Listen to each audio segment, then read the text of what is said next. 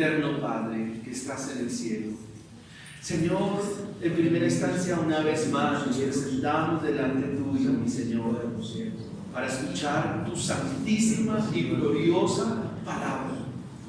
Dios, no soy digno, Padre, de estar aquí. Tú sabes, mi Señor, que no hay dignidad en mí, ninguna, Señor. Es por infinita gracia, por infinita misericordia tuya que me permites estar acá, Señor. No lo merezco, Señor, soy consciente de ello, porque soy lleno de debilidades, de defectos, de pecado, Señor, en mi corazón. Pero te ruego, Señor, que me ayudes, Padre. Gracias. Que tu Espíritu, Señor, obre de manera especial en todos nosotros. Rogamos por nuestros hermanos que en esta mañana hemos mencionado, Señor, para que, oh Dios, conforme a tu gracia, a tu misericordia, en esta semana podamos llamarnos unos a otros, ser de familia, Padre. Muchas gracias. Alabo tu nombre, mi Señor. Te bendigo, Señor. Ayuda a mis hermanos a comprender el mensaje en esta mañana. Trae, mi Señor, consuelo. Trae, mi Señor, ánimo. Trae, mi Señor, vida en esta mañana. Las palabras, mi Señor, que tú nos hablas son espíritu y son vida. Oh Señor, no solo del pan vivimos, sino de toda palabra que sale de la boca tuya, mi Señor. Gracias te damos, Señor. Oh Señor, glorifícate, Señor, en medio nuestro. Gracias, Señor. Bendito seas tú por siempre y para siempre. Muchas gracias. Bien, mis hermanos, quiero invitarles a que una vez más abramos nuestra Biblia en el capítulo 35 del libro de Job. Nos encontramos en el monólogo o en el discurso que viene pronunciando Eliú. Y este es el tercer discurso que va a mencionar el joven Eliú. Dice así entonces la palabra del Señor. Prosiguió Eliú en su razonamiento y dijo: ¿piensas que es cosa recta lo que has dicho? ¿Más justo soy yo que Dios? Porque dijiste: ¿qué ventaja sacaré de ello? ¿O qué provecho tendré de no haber pecado? Yo te responderé razones, y a tus compañeros contigo. Mira a los cielos y ve, y considera que las nubes son más altas que tú. Si pecares, ¿qué habrás logrado contra él? Y si tus rebeliones se multiplicaren, ¿qué le harás tú? Si fueres justo, ¿qué le darás a él? ¿O qué recibirá de tu mano? Al hombre como tú dañará tu impiedad, y al hijo de hombre aprovechará tu justicia. A causa de la multitud de las violencias claman, y se lamentan por el poderío de los grandes. Y ninguno dice: ¿dónde está Dios mi hacedor? ¿Qué da cántico en la noche? Que nos enseña más que a las bestias de la tierra, y nos hace sabios más que a las aves del cielo. Allí clamarán y él no oirá por la soberbia de los manos. Ciertamente Dios no oirá la vanidad, ni la mirará el omnipotente. Cuanto menos cuando dices que no haces caso de él. La causa está delante de él, por tanto aguárdale. Mas ahora, porque en su ira no castiga, ni inquiere con rigor. Por eso Job abre su boca vanamente y multiplica palabras sin sabiduría. Amén. Queridos hermanos, como creyentes hay realidades que siempre nos van a acompañar. Nuestra vida como cristianos va a tener muchas realidades que siempre estarán con nosotros hasta el día de nuestra muerte, hasta el día en que nosotros estemos en esta tierra. Una de esas realidades es por causa del pecado. Obviamente esas realidades nos llevan a un sufrimiento. Y dentro de esas realidades que se dan por el pecado, Sufrimos por decisiones equívocas. Sufrimos en cuanto a amistades que llegan a nuestra vida que nunca debieron llegar. Sufrimos por nuestra falta de carácter, la inclinación de nuestro corazón hacia las cosas contrarias a Dios. Desconfiamos de Dios y esta es una realidad del pecado en nuestra vida que nos lleva a sufrimiento. Otra realidad por la cual sufrimos es cuando vivimos como Cristo. Vivir de manera justa y vivir de manera piadosa va a traer persecución. Cuando nosotros vivimos fielmente al Señor y vivimos como Dios demanda en su palabra, en semejanza de su Hijo Jesucristo, hermanos, vamos a sufrir. Y ustedes pudieran preguntarse, bueno, ¿y por qué Job sufrió? Pues Job también tiene apenas una fe de oídas. Pero otra realidad por la cual sufrimos, hermanos, es cuando el sufrimiento es provisión de Dios. Cuando el sufrimiento proviene de Dios, eso nos lleva a varias consecuencias. La primera de ellas es que conozcamos a Dios, que maduremos espiritualmente, que maduremos nuestra vida como creyentes, como cristianos. Ahora, ¿cuál de las tres aplica para Job? ¿Cuál de las tres aplica para usted? Sin embargo, la realidad que aplica para Job obviamente es provisión de Dios. El sufrimiento como provisión para Job le va a llevar a que conozca a Dios. El sufrimiento como provisión para Job le va a llevar a que ahora confíe en Dios verdaderamente. En este capítulo 35, lo que va a hacer Eliú es mostrarnos tres realidades cuando el sufrimiento es provisión de Dios. Eliú, hermanos, nos va a mostrar tres realidades cuando el sufrimiento es provisión de Dios. Tres realidades cuando el sufrimiento es provisión de Dios. Estas realidades yo las coloqué en tres preguntas que aparecen en el capítulo.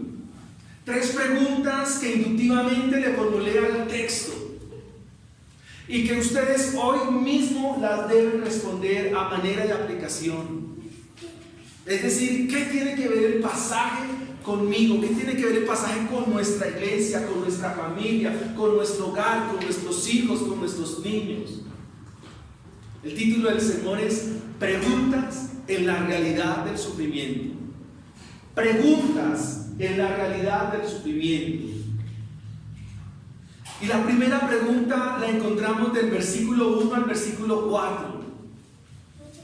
Y esa pregunta es: ¿habrá provecho en vivir para un Dios justo? Esa es la pregunta. ¿Habrá provecho en vivir para un Dios justo? ¿Habrá provecho en vivir para un Dios justo? Esa es la pregunta que intentaremos responder del versículo 1 al versículo 4. Prosiguió Eliú en su razonamiento, en su discurso, y pregunta: tú has dicho, eres más justo que Dios, y has dicho que eres inocente. Así que Eliú abre un juicio acerca de las motivaciones impuras que probablemente Eliú ve en Job. En especial, también abre un juicio para aquellos que creen. Ahora bien, una de esas motivaciones es llegar a creer que somos justos. Y que porque somos justos, entonces no tenemos derecho de sufrir. Algo así como si dijéramos: pues como yo soy cristiano, entonces yo no tengo por qué sufrir. Como yo soy cristiano, entonces a mí no tiene que venirme ningún mal. Nosotros somos hijos del Rey. A mí no tiene por qué llegarme la enfermedad, porque todo el tiempo, si yo soy cristiano, debo estar en victoria. ¿Ustedes piensan así, hermanos? Que porque usted es cristiano, entonces a usted nunca le va a llegar la enfermedad, nunca le va a llegar la vejez, nunca le van a llegar problemas. ¿Ustedes piensan eso? Eso es lo que está diciendo el libro Job. ¿Tú pensaste que porque eras justo entonces no ibas a sufrir? ¿Tú pensaste que porque eras justo entonces no ibas a tener pérdidas? ¿Tú pensaste que porque eras justo entonces no ibas a perder a tus hijos? Aunque es una situación adversa, difícil. Y el versículo 3 nos deja ver la pregunta que hay que resolver. ¿Qué ventaja sacaré de ello? ¿Qué provecho tendré de no haber pecado? Fíjense que esa pregunta es muy importante en medio de nuestro primer planteamiento, de nuestro primer interrogante. Lo que Eliú le está diciendo a Job, o mejor, lo que le está recordando Eliú a Job es lo que Job dijo por allá en el capítulo 12, capítulo 9, capítulo 16. ¿De qué me ha valido ser justo? ¿De qué me ha valido vivir para ti? Y eso es equivalente a preguntas que en medio del sufrimiento cada uno de nosotros nos hemos hecho. ¿De qué me ha valido ser cristiano si estoy en estas? ¿De qué me ha valido consagrarme a ti si las cosas no se me dan? ¿De qué me ha valido creer si estoy en una situación difícil? ¿De qué me vale creer? ¿De qué me vale servirte a ti si no tengo trabajo? Esas son preguntas y planteamientos que nosotros nos hacemos cuando estamos sufriendo, hermanos. Cuando nosotros estamos atravesando momentos difíciles, esas preguntas vienen una y otra vez a nuestra vida. Porque las cosas no se dan en nuestros presupuestos y en nuestras disposiciones. Es más, algunos caemos en el reclamo. Algunos caemos en altercar contra Dios. Y eso es lo que le recuerda Eliú a Job. ¿Por qué has altercado contra Dios? ¿Hay una realidad de sufrimiento? Claro que sí, mis hermanos. ¿Y cuál es esta realidad? Pues que Job está sufriendo, tiene una enfermedad. Pero el versículo 3 nos dice: ¿qué ventaja sacaré de ello? ¿O qué provecho tendré de no haber pecado? Por eso la pregunta es: ¿habrá provecho en vivir para un Dios justo? ¿Hay provecho en vivir para Dios, amados hermanos?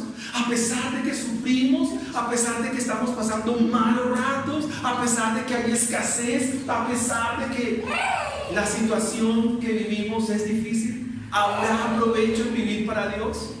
Ese es el interrogante. Conocí a un profe hace un tiempo atrás. Él va a una de estas iglesias de la prosperidad y en un momento que estaba pasando tiempos de escasez dijo estas palabras.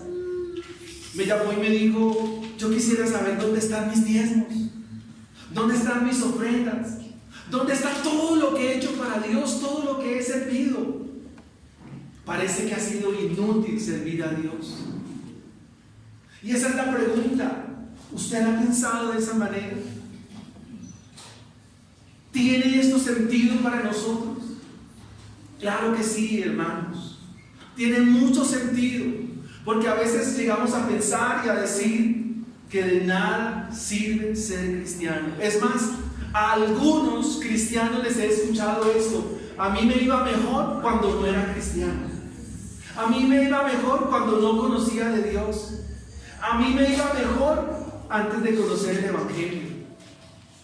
Y esa es la pregunta para que resolvamos en esta mañana. ¿Hay provecho en vivir para Dios? ¿Hay provecho en vivir para un Dios justo? ¿Cuál es la respuesta? ¿Cuál es su respuesta, hermanos? ¿Cuál es la respuesta de una iglesia que teme a Dios, de unos hijos de Dios que le honran y que se deleitan en Él y quieren vivir en Él para siempre, gozarse en Él para siempre? ¿Cuál es la respuesta?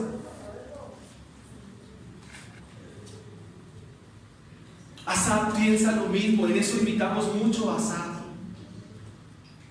Así que, mis queridos hermanos, tal vez nunca hemos pensado que vivir para Dios es equivalente a servirle. ¿Sabía usted eso? Que vivir para Dios equivale a servirle. Y a servirle con un corazón abnegado, con un corazón dispuesto, con un corazón sencillo. Y volviéramos a preguntarnos, ¿hay bendición, hay provecho en servir a Dios? Y mi pregunta que le dejo clara en esta mañana es: ¿en qué le está sirviendo?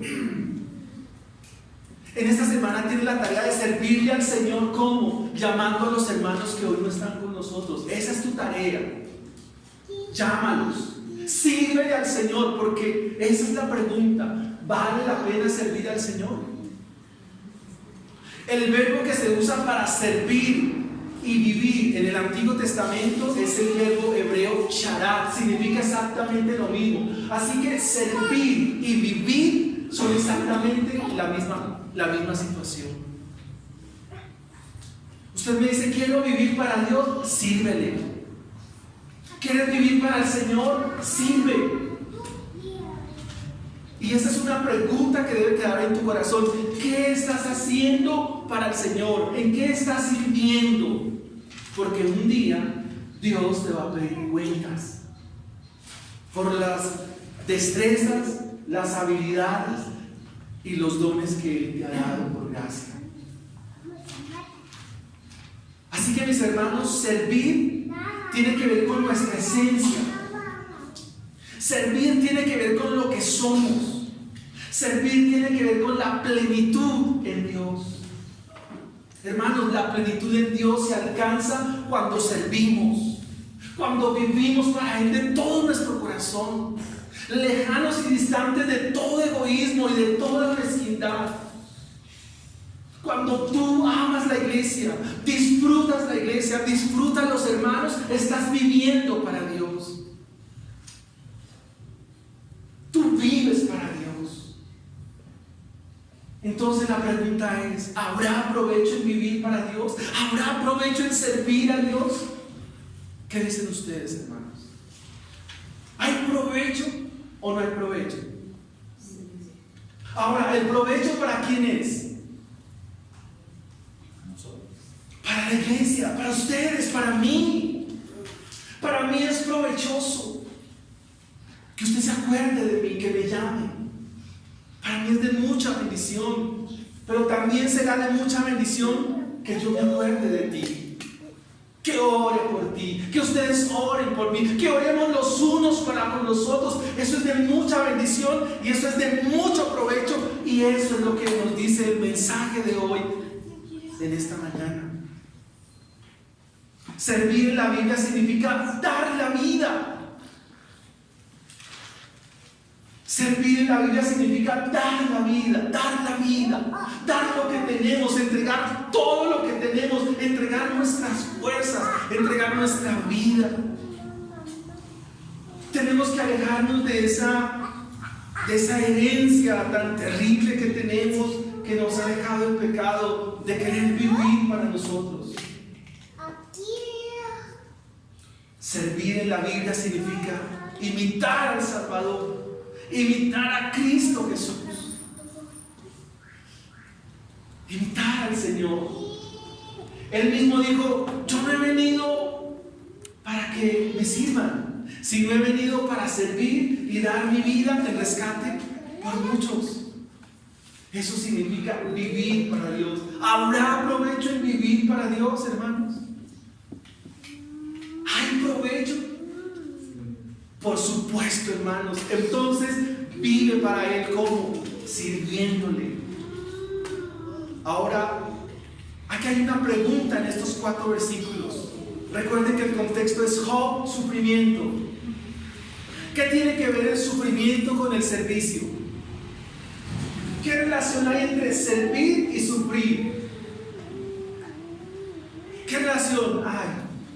¿Recuerdan cómo el Señor describe a Job allá en el capítulo 1, versículo 8? Cuando el Señor le dice a Satanás: ¿no has considerado a quién? A mi siervo Oh, pero este siervo, ¿qué va a pasar con él? Va a sufrir.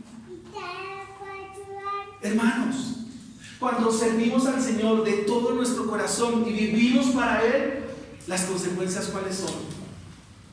Sufrimiento. Porque el sufrimiento nos acompañará, la realidad del sufrimiento nos acompañará hasta el último suspiro de nuestra vida. Pero confiad, el Señor ha vencido. En el mundo van a tener aflicciones, pero confíen, yo he vencido al mundo.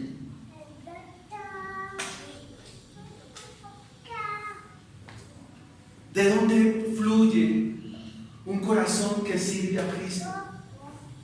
¿De dónde surge un corazón que sirve al Señor? Queridos hermanos, cuando hemos sido perdonados, cuando hemos sido lavados y limpiados por la bendita gracia del Señor, la consecuencia de ello es un corazón que sirve, un corazón que vive. El servicio a Dios fluye de un corazón que está agradecido porque hemos sido perdonados y hemos sido salvados. Cuando una persona no ha experimentado la salvación de su alma, no ha experimentado la salvación, nunca va a agradecer y nunca va a amar.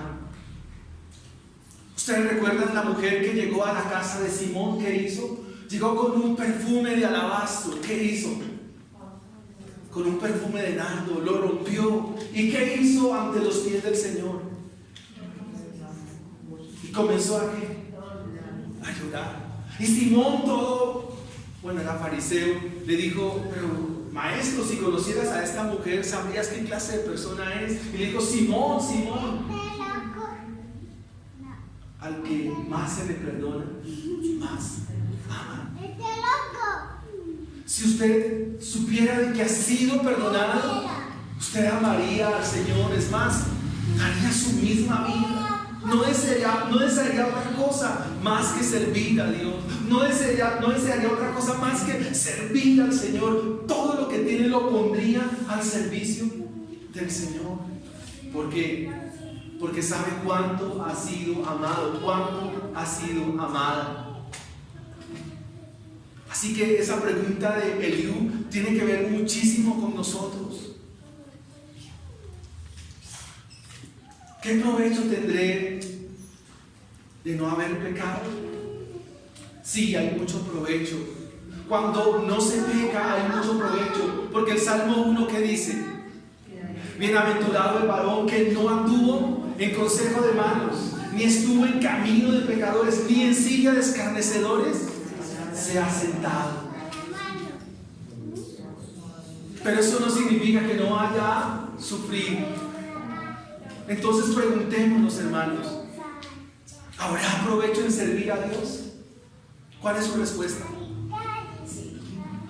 ¿Cuál es su respuesta? Ese amén que me estás diciendo debes confirmarlo con tu servicio al Señor y tu amor a Él. El Evangelio nos llama a servir. El Evangelio nos llama a vivir agradecidos en virtud que hemos sido perdonados, en virtud que hemos sido lavados, hemos sido limpiados. Nos ha sido dada una gracia conferida en Cristo Jesús. Hermanos, vale la pena servir, vale la pena vivir para Él. ¿Por qué, hermanos? Porque nosotros, ¿qué merecíamos? La muerte. Tú merecías el castigo eterno, tú merecías la ira de Dios, la justa ira de Dios, el justo pago a tu extravío. Sin embargo, ¿qué ha hecho Dios? Nos ha mostrado su gracia, su misericordia. Vale la pena vivir para Dios. Hay provecho para seguir a Dios. Habrá mucho provecho, demasiado provecho en vivir a Dios. Ese es el ejemplo de Cristo. Cuando el apóstol Pablo habla a los filipenses, le dice: Filipenses, hayan ustedes el mismo sentir que hubo en Cristo. No hagan nada por egoísmo, por vanagloria o por contienda, sino antes con una actitud humilde. Cada uno de ustedes considérese como al otro más importante que a sí mismo, no buscando cada uno sus propios intereses, sino buscando el bienestar de los demás. Esa es la tarea, eso es lo que da provecho. Eso es lo que es provechoso para una iglesia. Eso es lo que es provechoso para todos aquellos que sirven, aman y bendicen al Señor. Hermanos, cuando hay sufrimiento de por medio, es muy difícil pensar en servir. ¿Por qué? Porque en el sufrimiento, ¿en qué pensamos? Dios, sácame de esta. Dios, ayúdame. A mí me pasa con mucha frecuencia. Dios mío, ayúdame. Señor, ayúdame. A veces ustedes me escuchan orar, Señor, ayúdanos. Señor, ayúdanos. Cuando se sufre o se atraviesan momentos difíciles, siempre afloran de nuestros labios, Señor, ayúdanos. ¿Por qué? Porque es muy difícil pensar en otros cuando estamos en un momento crítico. Pero si somos verdaderos creyentes, cristianos genuinos, de verdad, entonces no vamos a dejar de servir al Señor, vamos a hacerlo. Esa es la recomendación del apóstol Pablo en su primera carta a los Corintios, en el capítulo 15, cuando dice el apóstol, allí en primera carta a los Corintios, capítulo 15, versículo 58. Así que, hermanos míos amados, estar firmes, constantes, creciendo en la obra del Señor, siempre sabiendo que vuestro trabajo en el Señor, no es en vano. Esta tarea misionera que tienes con los hermanos que no vinieron hoy, hermanos, va a dar resultado. ¿Y por qué va a dar resultado? Porque va acompañada de la gracia de Dios. Espero que no se te olvide. ¿Habrá provecho en servir a un Dios justo? ¿Cuál es la respuesta? Sí. Categórico, sí. Ahora veamos nuestra segunda pregunta, de acuerdo a la realidad del capítulo 35 que nos plantea Eliú. ¿Mi conducta afecta a un Dios trascendente? ¿Ustedes qué dicen?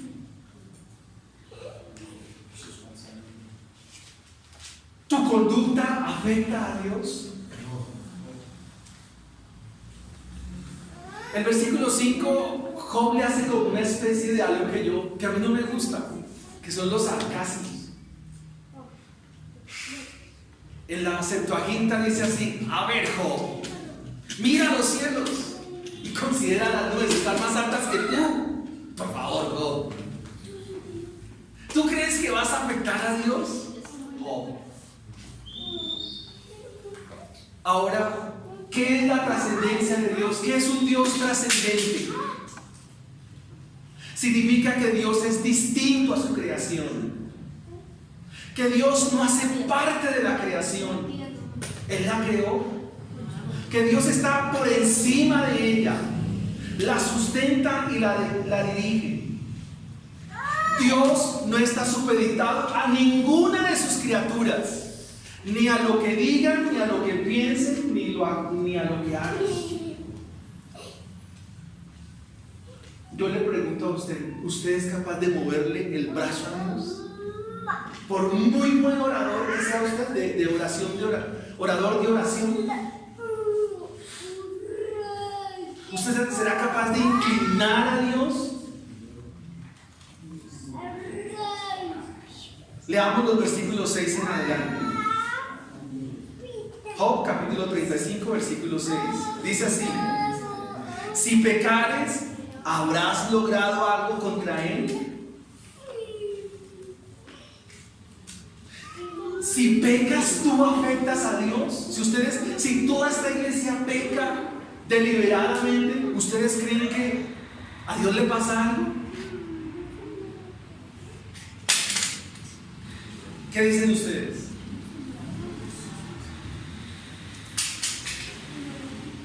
Y si tus rebeliones se multiplicaren, ¿tú le harás algo a Dios? ¿Ustedes creen que Dios se afecta por nuestra conducta, por nuestro pecado? ustedes han pensado que el día que vienen a la iglesia le hacen un favor a Dios? ¿Cuántos de ustedes han pensado que el día que oran y leen la Biblia, eso Dios se pone contento? ¿Cuántos de ustedes han pensado que si se congregan y hasta lloran, entonces Dios no sabe qué hacer ese día porque su hijo se congregó, vino a la iglesia y hasta lloró? ¿Tú crees que tú afectas a Dios con ese tipo de emociones? Ahora miremos la contraparte. Versículo 7. Si fueres justo, ¿qué le darás a él? ¿O qué recibirá de tu mano? O sea, si eres obediente, entonces Dios se pone feliz porque mi hijo ha obedecido, mi hijo se está congregando, volvió a congregarse. Miguel, Gabriel, qué felicidad, estoy muy feliz.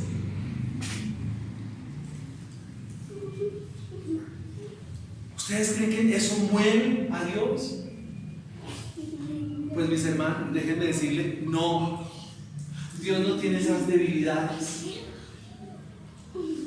Porque eso es lo que dice la Biblia. Lean conmigo una vez más el versículo 6. Si pecares, ¿qué habrás logrado contra él? Y si tus rebeliones se multiplicaren, ¿qué le harás tú?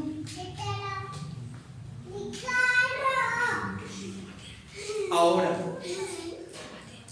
¿estamos diciendo que el pecado no haga ninguna afectación? Sí, el pecado se hace una afectación. ¿En quién? En nuestra iglesia. El pecado sí afecta a la iglesia y te afecta a ti en lo personal. Y que les hablábamos con nuestro hermano Rubén, no solo esta iglesia, sino afectas la iglesia en el mundo entero, porque somos un cuerpo. Esa fue una muy buena conclusión. ¿De qué día? No sé si lo recuerdas. El pecado afecta a esta iglesia y afecta a la iglesia de Santa Lucía, afecta a la iglesia de San Joaquín, la iglesia de Fátima, la iglesia del norte. ¿Por qué? Porque somos un cuerpo. Cuando nosotros pecamos, sí afectamos la congregación, la iglesia, afectamos toda la iglesia en el mundo entero. Todas las iglesias cristianas del mundo entero se afectan. ¿Por qué? Porque somos un cuerpo. Si tú vives en pecado, si tú vives en desobediencia, el afectado eres tú, no el Señor. Versículo 8. Al hombre como tú dañará la impiedad, y al Hijo del hombre, ¿de qué aprovechará la justicia? Hermanos, tu pecado te afecta a ti. Desobedecer te afecta a ti. Tu pecado te afecta a ti.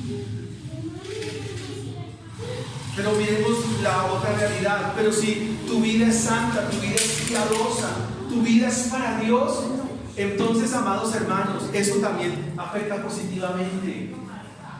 Y es a eso lo que el pasaje nos amonesta.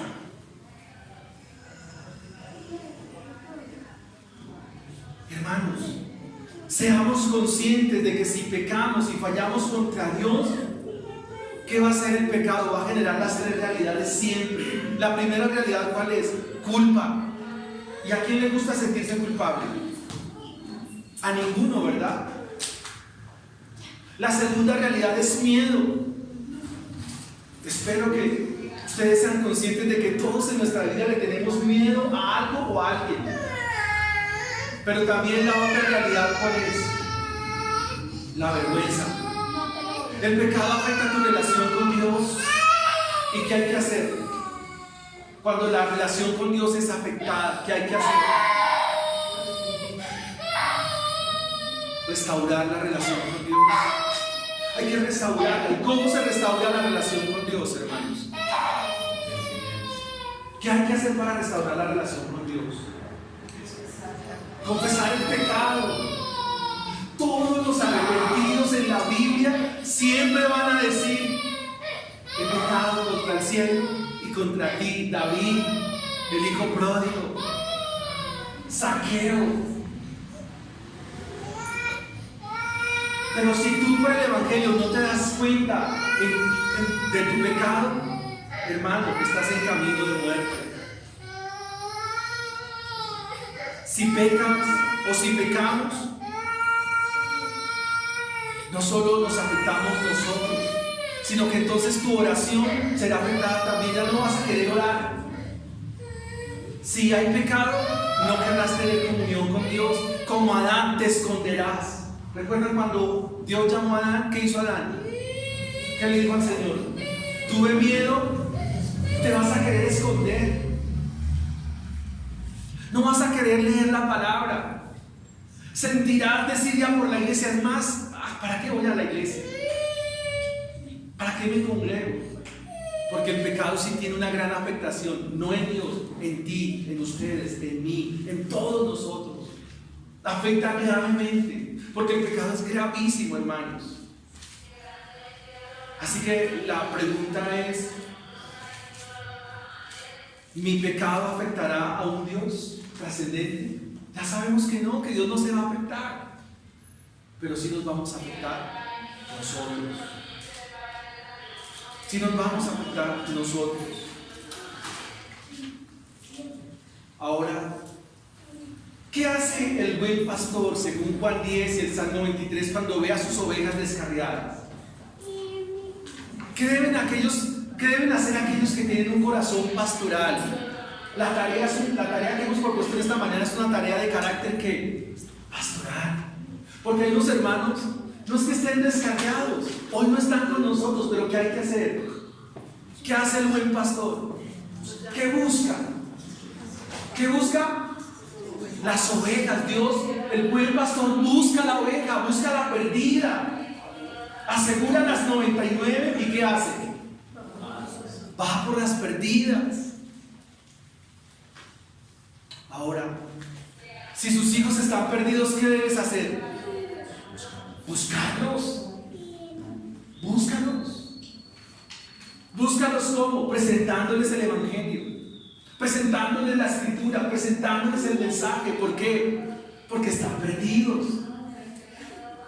Eso es lo que hace el buen pastor.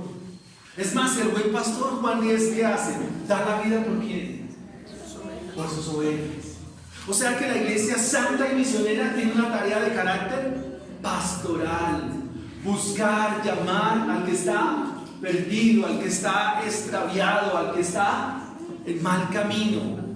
¿Recuerdan que dice Santiago en su capítulo final, capítulo 5?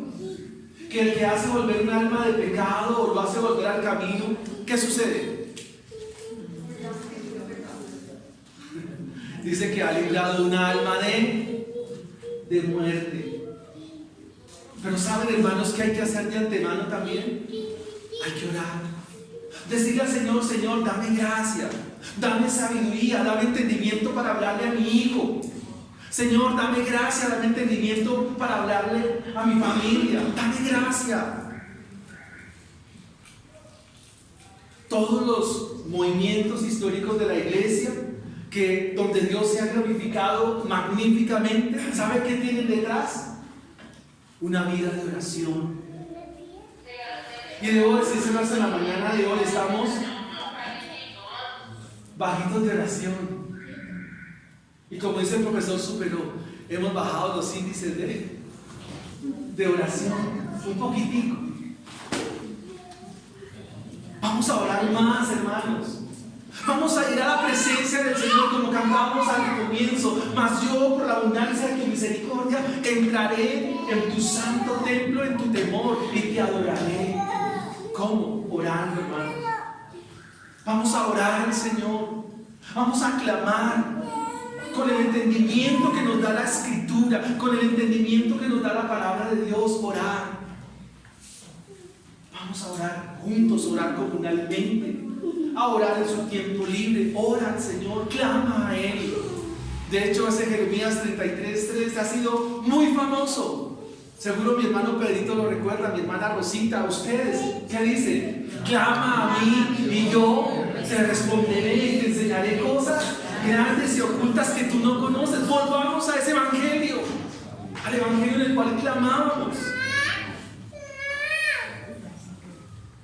A clamar por nuestros hermanos, a clamar por nuestra familia, porque vale la pena servir al Señor. Eso nos lleva a nuestra tercera pregunta. ¿Recuerdan cuáles son las preguntas? ¿Habrá provecho en servir a Dios? ¿Qué dice Wilfredo? ¿Habrá provecho en servir a Dios? Sí. Mucho provecho. ¿Mi conducta afecta a un Dios que trasciende? No, pero si afectamos la iglesia, entonces, importante. Y tercera y última pregunta en la realidad del sufrimiento. Tercera y última pregunta en la realidad del sufrimiento. Versículos 9 hasta 16. ¿Me escuchará un Dios que provee? ¿Me escuchará un Dios que provee? ¿Ustedes qué dicen? Ahora la pregunta es: ¿a quiénes escucha Dios?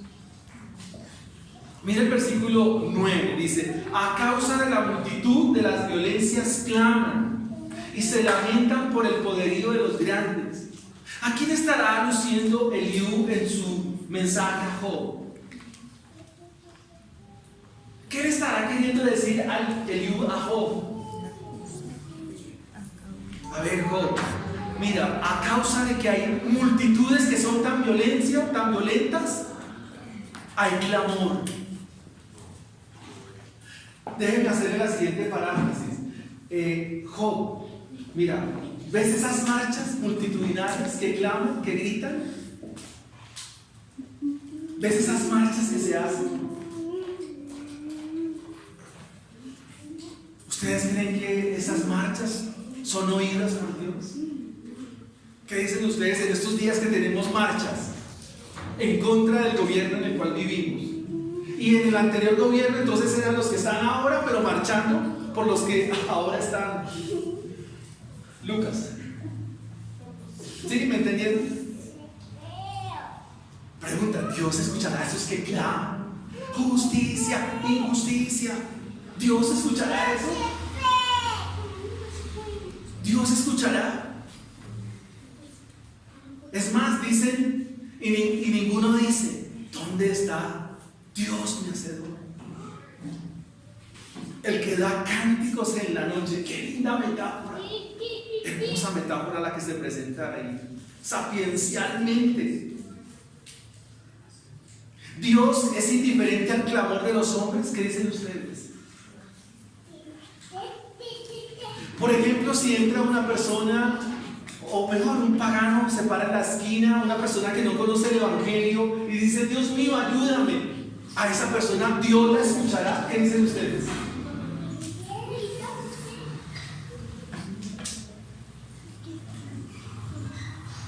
¿Qué dicen ustedes? ¿Qué dicen de ahí?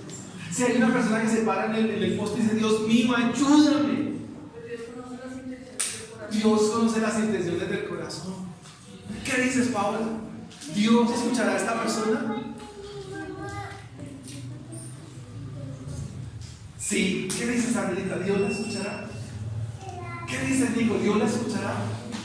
¿Dios la escucha? Pues mi respuesta es no, no la escucha.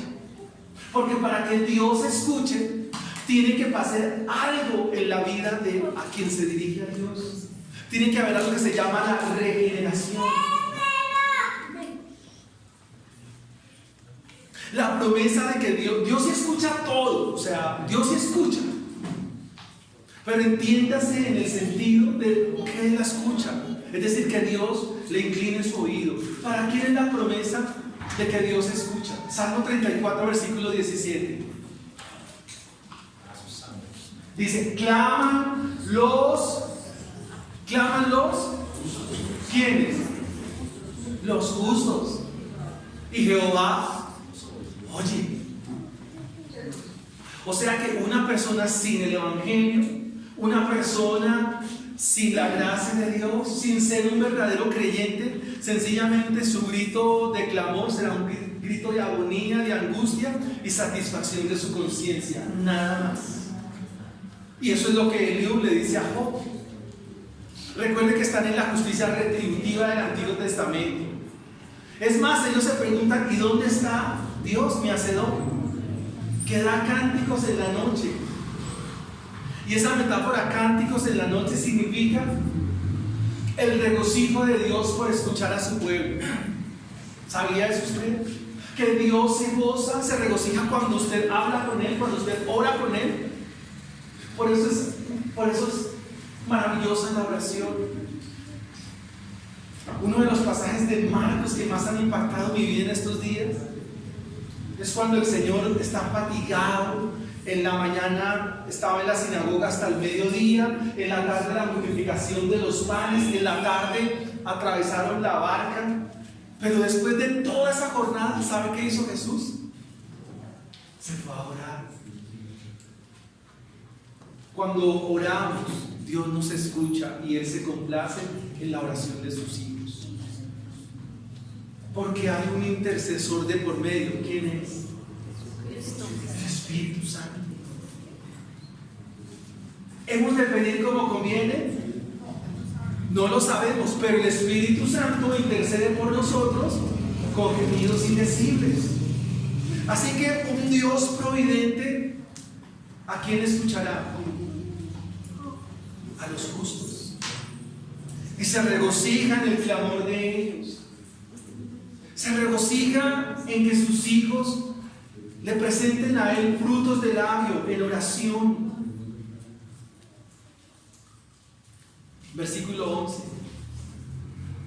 Dios, quien nos enseña más que a las bestias de la tierra y nos hace más sabios que las aves del cielo. Lo que Eliú le dice a Job es: Job, tú no eres un animal. Tú eres más entendido que un animal, tú eres más entendido que una bestia, tú eres más entendido que un pájaro, que un gorrión. Versículo 12, allí clamarán y Él no oirá. ¿Por qué? Porque son soberbios, porque son arrogantes, porque están llenos de vanidad. La mirada del Omnipotente no será sobre ellos. Así que, mis queridos hermanos, ¿escuchará Dios a sus hijos?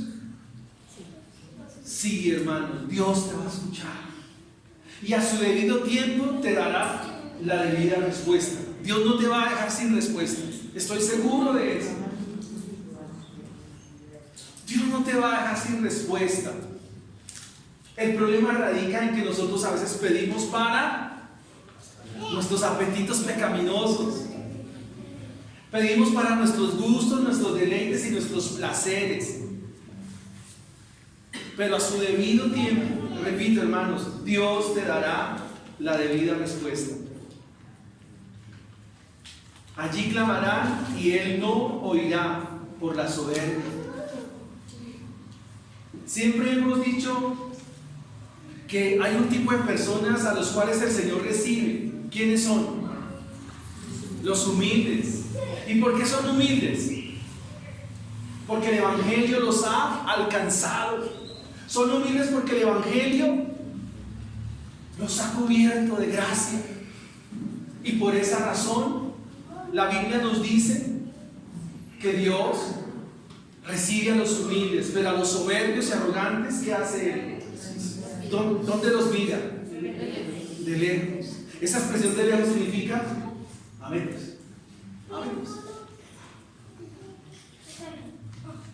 Versículo 14. Ahora Eliú le dice: ¿cuánto menos? Cuando dices que no haces caso de Él, la causa está delante de Él, por tanto, guárdale. ¿Qué causa Job tenía delante de Dios? ¿Qué causa estaba delante de Dios que tenía Job? ¿Su qué? Su sufrimiento. ¿Sabe qué está haciendo Eliú? Si usted mira el capítulo 42, Dios le ordena a Job orar por quién, por Elifaz, por Bildad y por Jofar, pero por Eliú no, porque Eliú está hablando como un emisario de parte de Dios y está abriendo el camino para la teofanía, porque Dios a Job, ¿desde dónde le va a hablar? Desde un torbellino. A Moisés le habló ¿desde dónde? Desde la zarza. A Job le va a hablar desde un torbellino. Eso es una teofanía. Entonces, Es lo que la Biblia nos dice. Tu causa está delante de Él. Versículo 15. Por eso es que tú has hablado, mas ahora porque en su ira no castiga, ni inquiere con rigor. ¿Qué significa eso? Pareciera que Dios no responde con enojo a los pecadores, según Eliú, y que no le importa la perversidad, pero sí, a Dios sí le interesa, en el buen sentido bíblico de la palabra, porque, repito, el pecado es grave y Dios sí castigará un día. Ahora, a Job le toca guardar en esperanza la muestra del evangelio que se le dará en el capítulo 42. Y por eso Eliú le dice: Job, tú has hablado vanamente y tus palabras han sido carentes de sabiduría. Lo que Eliú le está diciendo a Job es correcto, porque Job sí, en ciertos momentos de los capítulos, en sus intervenciones, Job sí ha dicho palabras que no corresponden. Ahora, recordemos el título de nuestro sermón: Preguntas en la realidad de un sufrimiento. ¿Cuál es la primera pregunta? ¿Habrá provecho en vivir para un ¿Habrá provecho en servir a Dios? ¿Habrá provecho en servir a un Dios? ¿Sí? ¿Habrá provecho? Sí, eso está claro. Segunda pregunta de la realidad del sufrimiento: ¿mi conducta afecta a Dios? Pero sí afecta ¿a quién? ¿A nosotros mismos? Y a la iglesia. Y pregunta número 3: ¿nos escuchará un Dios providente? ¿Te escuchará un Dios providente? Sí, sí te va a escuchar. ¿Y cuál es el título del sermón? Preguntas en la Realidad. del sufrimiento. No, preguntas en la realidad de un sufrimiento. Queridos hermanos, el libro de Job nos muestra a un justo que sufrió. ¿Cómo se llama? Jesucristo. ¿Y él sufrió en dónde? ¿Qué sufrió Cristo, hermanos? Hagamos un recuento de lo que Marcos nos cuenta con lujo de detalles, cumpliendo todas las profecías del Antiguo Testamento. Primero, ¿en dónde fue capturado? ¿En dónde fue capturado nuestro Señor Jesucristo? En Getsemaní. Luego, ¿a dónde es llevado? ¿A la casa de quién? A la casa de Anás. Allí lo interrogan. Él no abre su boca. De acuerdo a Isaías 53. ¿Qué le hicieron ahí? Uno de los escribas, que era zurdo, con la caña con la que se cogía la Torá, le rompió el tabique. Luego es llevado a donde Pilato. Pilato se lava las manos. Hay una realidad de sufrimiento en la vida de nuestro Señor Jesucristo. Luego, ¿qué le imponen? Una corona de espinas. Pero antes de la corona de espinas, ¿qué le hicieron? ¿Qué hicieron en su espalda? ¿Cuántos latigazos? ¿Y qué hacían sus verdugos para no sentir dolor por el que estaba siendo azotado? ¿Qué tomaban? Vinagre, muy bien.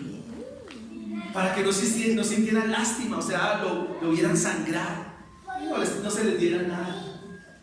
Y luego, ¿qué le impusieron? Una cruz. ¿Pesada o liviana? Pesada. Ahora piense en el hombro de nuestro Señor Jesucristo, esa cruz. ¿Y qué más pasó con este justo, hermanos? ¿Cómo fue crucificado? desnudo. Es decir, que nuestro Señor Jesucristo fue expuesto al vituperio, al escarnio, a la burla.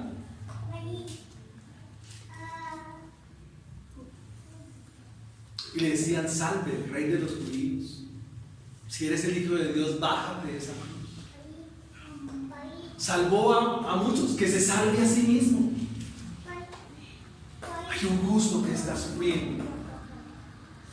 Y en medio de esa realidad, de su sufrimiento, Él hace una pregunta. ¿Y cuál es esa pregunta? Dios mío, ¿por qué me has abandonado? Dios mío, ¿por qué me has abandonado?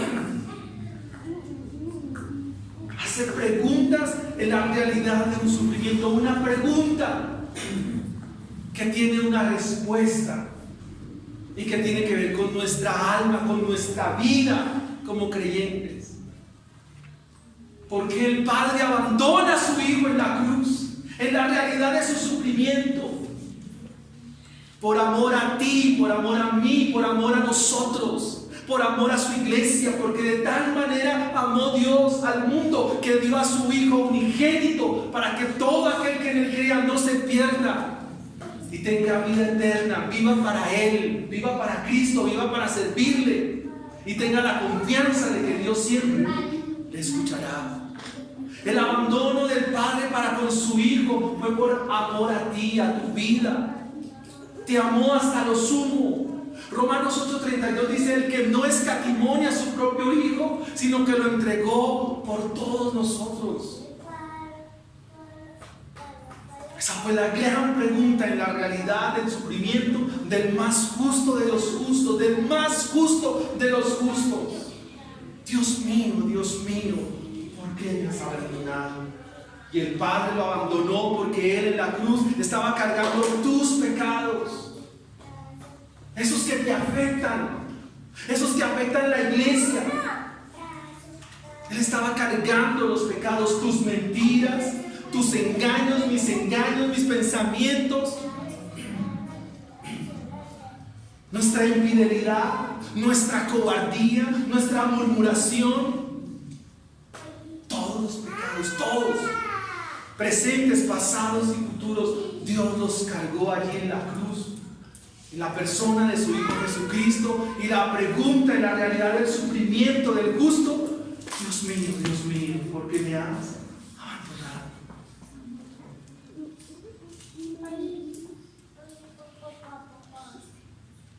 Ahora esa pregunta, hermanos, tiene un significado hoy muy grande para usted. ¿Y cuál es ese significado, hermanos? Que usted hoy venga a los pies de Cristo Jesús. Entrega tu vida. En Cristo Jesús hay dos realidades también. Una, que Él es el abogado que te defiende, pero un día será tu juez. ¿Cómo hoy lo quieres encontrar? ¿Como juez o como abogado? Hermanos, amigos, no caminen su vida de espaldas al abogado que te defiende, al abogado que murió en la cruz. Porque si es así, un día te lo encontrarás como juez y ya no habrá nada que hacer. Hoy es día de salvación, hoy es día de entregar la vida al Señor, de entregar nuestra vida a Cristo.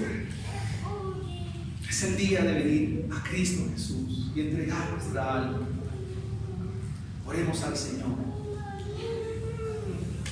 Padre, queremos darte gracias, Señor, en esta mañana, bendito Dios. Tú eres el justo que exhaló la pregunta más importante del sufrimiento en aquel día del Calvario. Dios mío, ¿por qué me has abandonado? Nosotros planteamos tres preguntas a la luz del pasaje de hoy, pero esas preguntas solo tienen respuesta si confiamos en Cristo Jesús. Porque si confiamos en Cristo Jesús para salvación y para vida eterna, entonces será de mucho provecho vivir para ti, Señor. Si confiamos en Cristo Jesús, en el justo de los justos, tenemos la esperanza de que Él llevó nuestro pecado y nos librará de él. Nos librará de ese pecado, de esa enfermedad grave que nos acompaña, que nos hace ver a veces como miserables. Pero en Cristo Jesús tenemos esperanza y vida eterna. Si confiamos en Cristo Jesús, tenemos certeza de que Él nos escucha, de que el Padre nos escucha. El Padre está atento al clamor de sus hijos. Por eso, Señor, vuelve nuestro corazón en la mañana de hoy. Vuelve nuestra vida a ti, Señor. Vuelve nuestra vida a ti. Llévanos a entregar nuestro corazón, nuestra alma, todo nuestro ser, Padre, delante tuyo, Señor, delante de tu presencia, Padre. El corazón, los sacrificios tuyos son el corazón contrito, el corazón humillado. A ese no desprecias tú, oh Dios. Ayúdanos, por favor. Ten misericordia de nosotros. Compadécete, así como el Padre se compadece de sus hijos. Vuélvenos el gozo de la salvación y espíritu noble nos sustente. Oh, amado Dios, amado Señor. Si vale la pena vivir para ti, vale la pena consagrarse a ti, vale la pena, Señor mío, vivir para ti, ser obediente a ti, aunque las circunstancias sean muy adversas, aunque las circunstancias sean difíciles, aunque las circunstancias sean complicadas, vale la pena vivir para ti. Oh Señor, santifícanos en tu verdad, tu palabra es verdad. Gracias te damos, Señor. Bendito Dios para siempre. Gracias, amado mío, Rey mío, Señor mío. Oh Señor. Oh Dios. Gracias. Bendito Señor. Perdona mis pecados. Perdona mi maldad, mi error, mi iniquidad. Ayúdanos, por favor. Ayúdanos a tener en cuenta el mensaje de hoy. A que ese mensaje quede grabado en nuestro corazón firmemente, porque, oh Dios, en la realidad del sufrimiento tenemos muchas preguntas, pero un día, mi Señor, enjugará toda lágrima de nuestros ojos, porque las lágrimas de tus hijos están en tu redón, y no habrá más tristeza, no habrá más llanto. El lloro se convertirá en gozo, y todos nosotros viviremos según el plantío de alegría, según los hijos del Señor. Muchas gracias, Señor. Gracias, Dios, por esta mañana. Gracias por la iglesia, Señor. Gracias por tu pueblo, Señor. Ayúdanos a ser fieles, Dios. Ayúdanos, Dios, a vivir para ti, porque vale la pena ser fiel a ti. Vale la pena. Hay mucho provecho. Hay mucho provecho en orar, hay demasiado provecho en leer la Biblia, hay mucho provecho en compartir con nuestros hermanos, en compartir con la iglesia, hay mucho provecho. Dios, gracias. Dios, gracias. Gracias, Señor. Bendecimos tu nombre en Cristo Jesús. Amén.